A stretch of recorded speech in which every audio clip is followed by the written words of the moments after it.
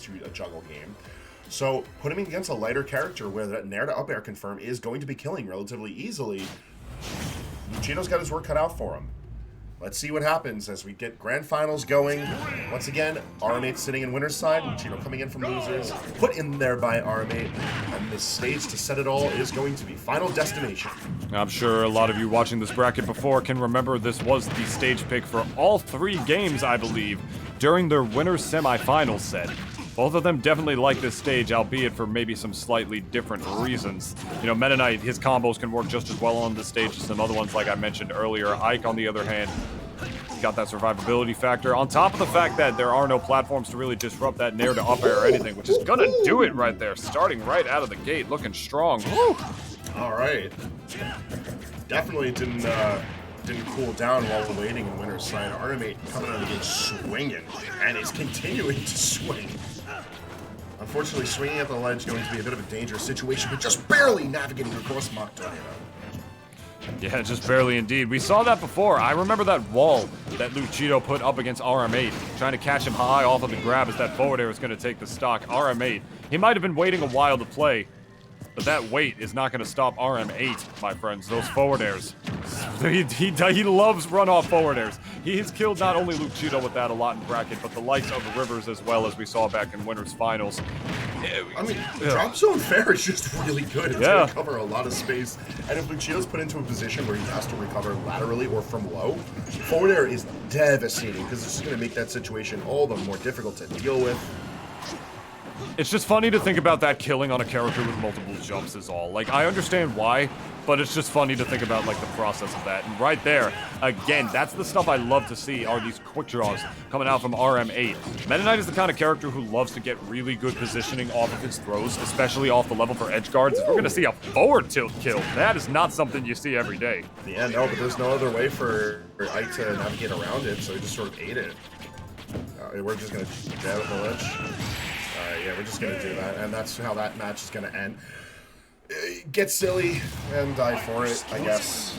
I see what he's trying to go for. The jabs definitely could have eaten out the jump, put him in a situation where Aether is too far from the ledge, but you can't be going for cheese like that when you're heavily down and in grand finals.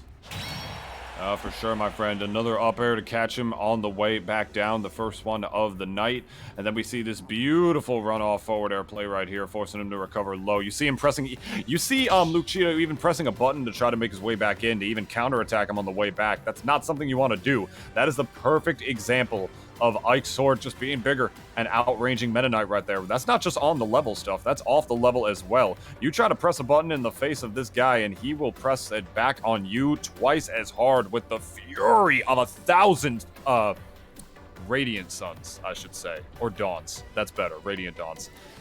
I didn't play Didn't play that game, and it's like $200 now, so I can't unless you emulate it. But the perfect example of it, man. Meta Knight can make these walls off of the level, but quick draw, if you got the patience to get around that, like he showcased back in Winter Semis, it's just another thing that rm8 can do to get around another one of Meta Knight's finer tools, my friend. I feel like Lucido might have to work a little harder.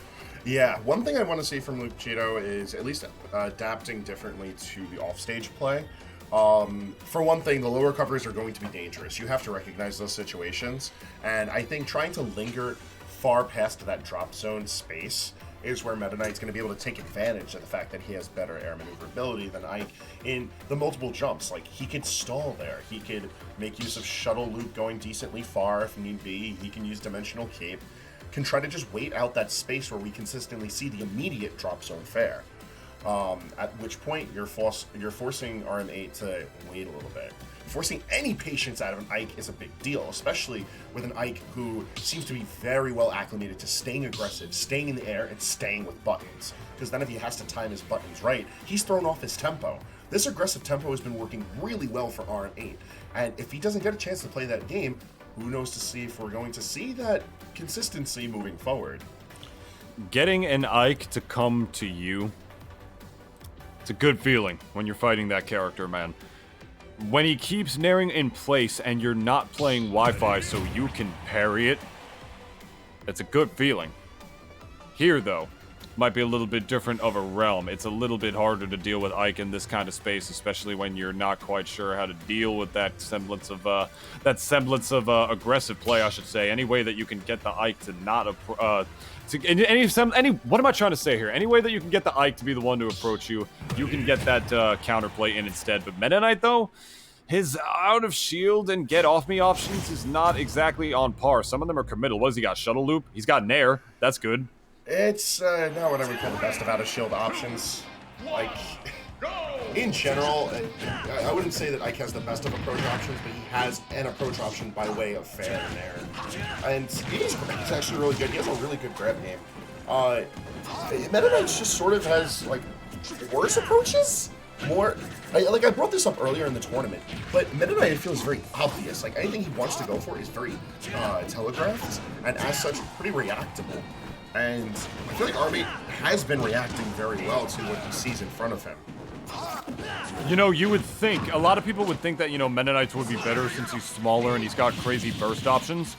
But that's not necessarily, oh my god, speaking of the case, he's not able to get that ether beyond the actual stage, and that's a dead Ike right there, no jump. Even then, if he, I don't even think that Luke Cheeto had to go that low for the neutral air. I think he was dead regardless, but I mean, with ledge snap in this game, I guess you never really know is that dash attack is going to take the stock. Either way, that's like we mentioned back in winter semis, that's the kind of situation where I really want to see Luke Cheeto get rm8 in a lot more often. I feel like Meta Knight can struggle to kill. I feel like a lot of his options to kill are very raw, very like, oh, I just need to like swing this and hope it works, you know, raw back air or whatever, dash attack into the up air strings. If he can get Ike off stage without a jump and get him low enough to where he can't quick draw to the ledge, this character can be Gimp City. He can, but it's also, like, at that point, you're still messing around with aerial Ike buttons, which are dangerous in their own right. And, like, I think this portion of Game 2 is proving that right there, with the fact that Luchito's trying to tango with rm8, and he's just eating damage and losing stocks because of it. And you know, one would think that Meta Knight, because he's smaller and because he has crazy burst options, that his approach options would be better. But it's exactly because of that, ironically enough, that sometimes Meta Knight's, those burst options can get a little linear, Hangman, and as a result become a little bit predictable. And when you start playing predictable against a character, oh god, like Ike, who's got a sword that he can hit you with just damn near 5 times and you'll pretty much die since you're a light character, it can definitely spell a pretty bad time. That's crazy. Yeah, that was 74. He kind of put himself there too, to be honest.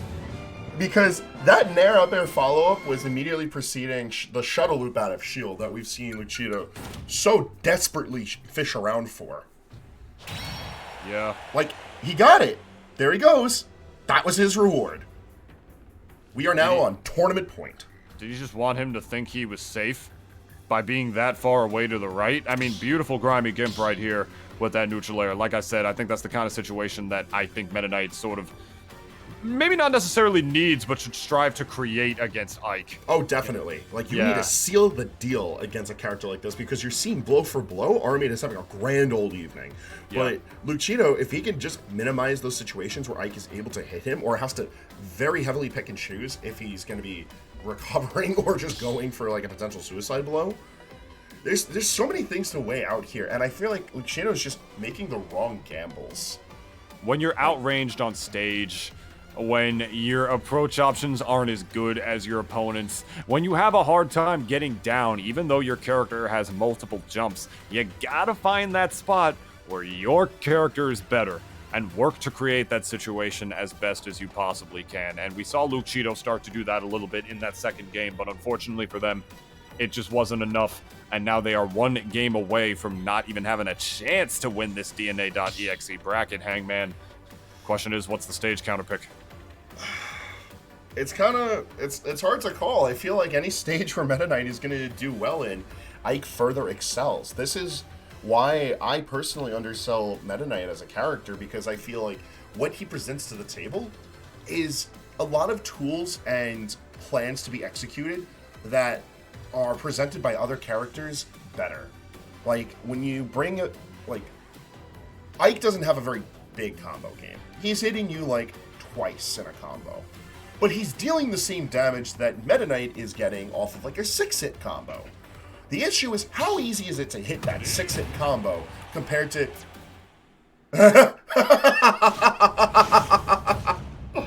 Oh, I like this. Oh, this is saucy. I'm not sure if I do. Oh, we even got the in-game taunt too? Monkey see, monkey do. You know, they say he doesn't fight for his friends, but clearly he is. I mean, I guess it still technically counts as himself if it's another version of him, but whatever, baby. Or ghostly Luchito out here with the mirror Ditto counterpick, and I thought he already died. Yeah, no, this mirror match is actually hysterical. For all of the force that Ike is able to swing with, and the minimal mix-up recovery he has, he does a great job of being able to swing back at himself and return. Yeah, it's funny enough, it's like there's so many characters that either wouldn't be able to deal with the range of Ike, and there are other characters who would be able to rush him down like it's nothing sometimes. It's funny, because like he's the kind of character where, you know, you feel like, oh, like you mentioned, not a big combo character, is that meaty forward smash is gonna call out the quick draw. He's not the kind of character that goes for combos, more so meaty hits. He hits you once, twice, 3 times, and you get it, like you said. That's the kind of stuff that you expect on a character like Ganondorf, who you can exploit in a lot of other crazy ways. But Ganondorf doesn't have mobility. Ike does. And so when you're throwing that mobility up against itself, what do you get besides this? Look at this! Look at this absolute slobber knocker. They're literally just staring. I mean, that's kind of how this match goes. I know, but like still, it's just funny to see. I do find it very funny that Luchito switched to Ike, whether or not it's practiced or sort of a gotcha to rm8. But that stock he got off against the quick draw was pretty sick.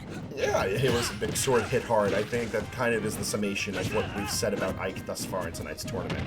But here in practice is showcasing that you may think someone has an easy time with the character they play, but everything they're doing, it takes practice, it takes familiarity, it takes some understanding of what's going on.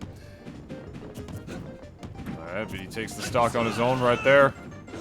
He's getting it down the last stock with the Ditto, showing you this might not just be a meme pick coming in and around. I personally have never seen Luchito's Ike before, but clearly he's doing some pretty good stuff against rm8 right now. Though rm8 still is definitely in the favor. Gonna get that down throw to the forward air. No call outs with the forward smash because he knew he was gonna be able to quick draw right back to the ledge. Trying to reset with a down air instead of a neutral air is Luchito right there. I'm not sure what he could have gotten off of that, but what he will get is second place at DNA.EXE for the final forward air of the night. Ladies and gentlemen, rm8, your champion tonight. Clap it up for him. That's what I'm doing. The Ike Ditto for me in Game 3 is what's honestly just really killing it. This is so funny.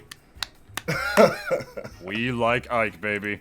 We do indeed like Ike, but evidently I don't think Luchito likes Ike much. No. The mirror pick, I think...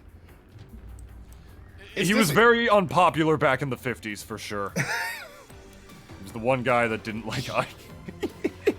I don't know what else to say. Like, rm8 fought his way tooth and nail to get here. He double eliminated Luchito. He's got his win on Rivers. He's got his win on Newt. Like, he earned his DNA.EXE. And if the pick into Ike was supposed to prove something from Luchito, you're gonna have to talk a little louder next time. He down aired his shield.